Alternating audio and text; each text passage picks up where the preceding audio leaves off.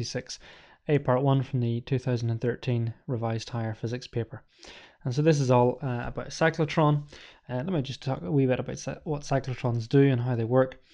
Essentially, they're there to accelerate particles, and there are two parts to it. The D, or there are two Ds, are shaped obviously like Ds, although this is a backward D, have magnetic fields inside them. The gap in the middle is where there is an electric field, and we can see in this question that it's an electric field with a voltage or a potential difference of 55,000 volts.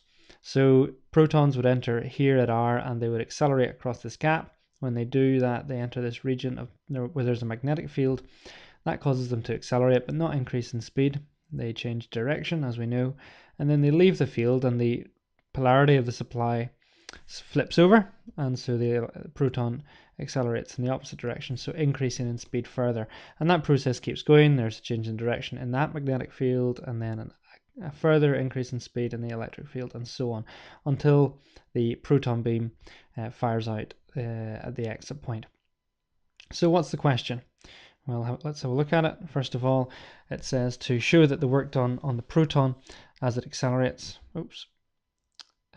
from R to S is 8.8 times 10 to the 15. So we're just going to have a work through that at the moment. I'll just clear some space here to do that a little bit more, and then we can get on with it.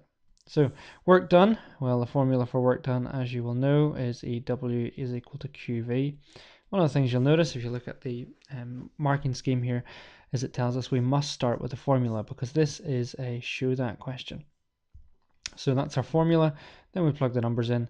Charge of a proton. Well, a lot of people make the mistake here to think that a proton has a charge of +1, whereas actually it's got the charge in coulombs, which is the same as the electron. So that's 1.6 times 10 to the power of -19, and the voltage is 55,000. So multiply that by 55,000, or 55 times 10 to the power of 3 volts.